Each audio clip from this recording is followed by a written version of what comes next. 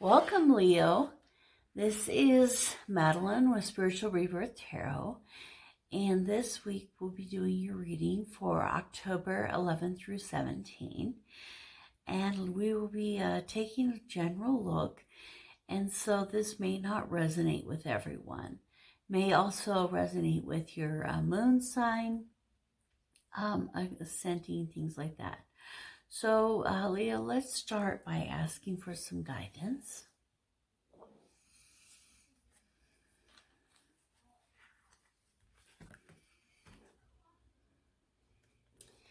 Okay, so let's begin with this tarot deck for the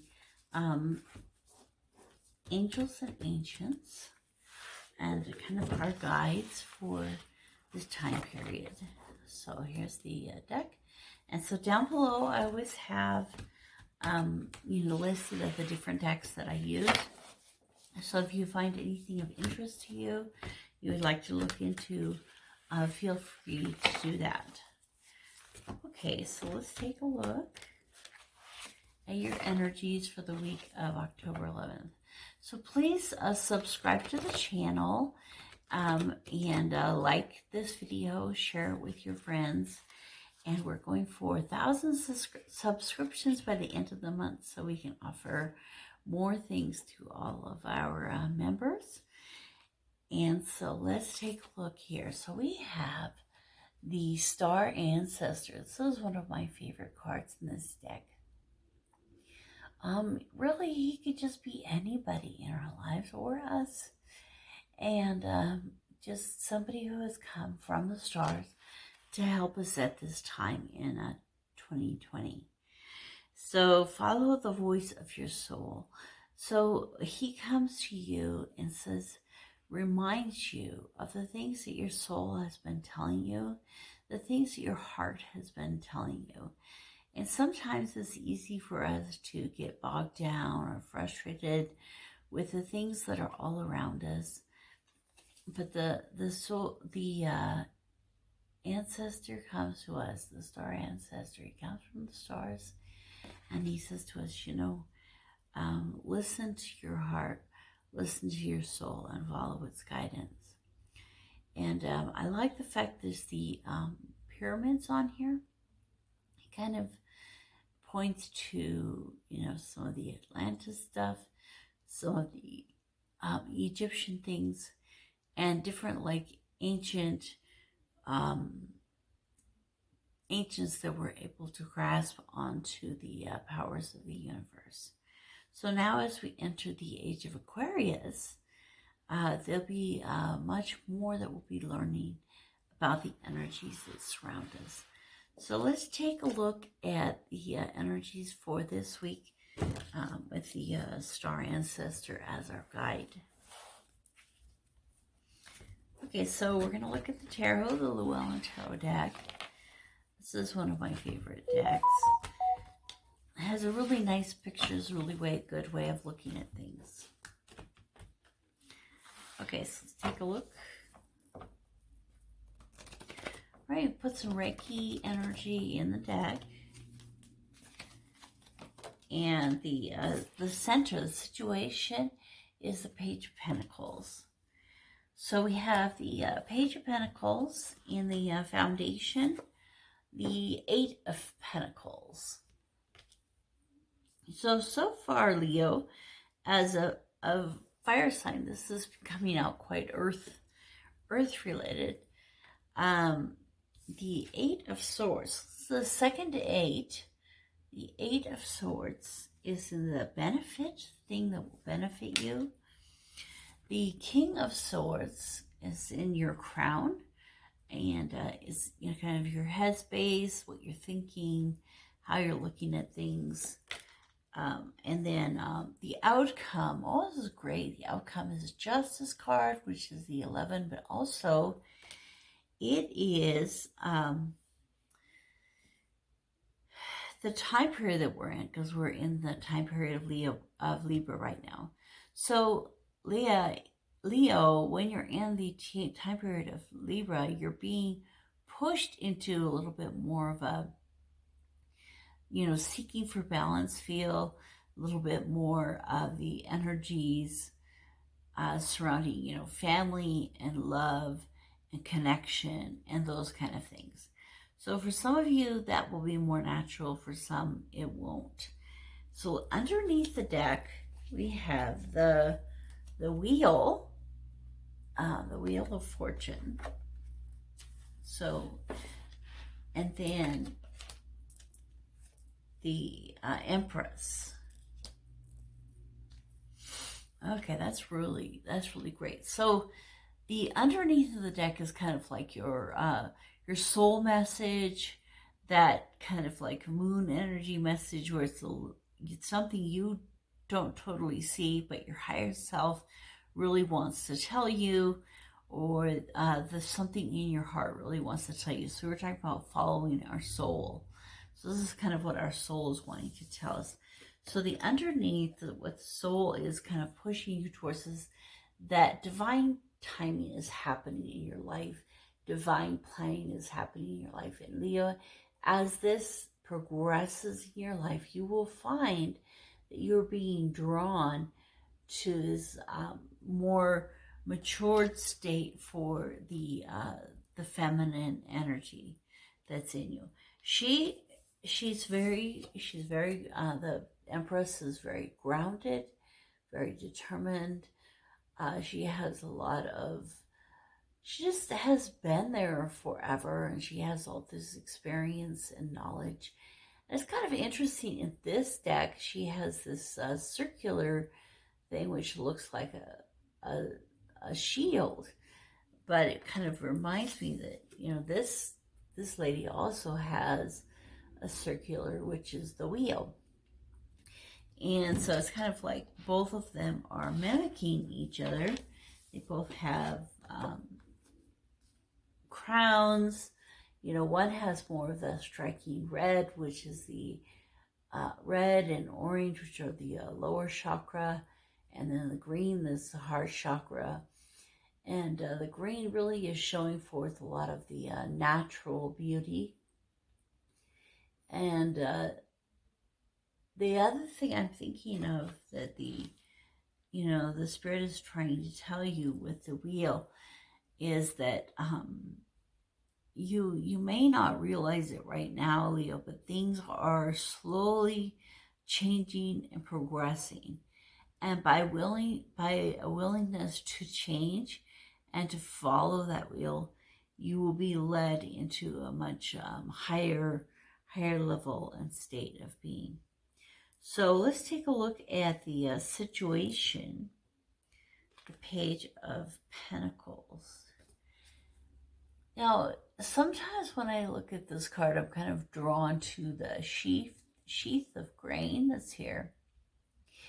And it reminds me of the story of Joseph in the Bible. And he comes with his coat of many colors that his father made for him. And he comes to his brothers, and he has a dream. He has a dream about all these sheaves of grain, and they're all standing up. And then all of the grain bends over and worships and bows to this one sheath that stays standing up. And he said, well, that's you guys all bowing to me. And they kind of like laughed and thought that was the funniest thing. They were really jealous of the coat that he was wearing. And so they threw him in a pit. And when some people from Egypt came by, they stuck him on a caravan and sold him as a slave. So you hear their own brother, but he is from a different mother. But their own brother is being sent off as a slave. They're like, well, this will teach you. We're definitely not going to be bowing to you. You're going to be bowing to us. So off he goes to Egypt. He spends time as a slave. He spends time in prison. In prison, he hones even more this ability to understand and read dreams. So, you know, when you think of Joseph, he has his ultimate ability to manifest. He's telling them, you know, as he's this little boy in comparison to them, he's standing there going, you're all going to bow to me. And they're like, yeah, right.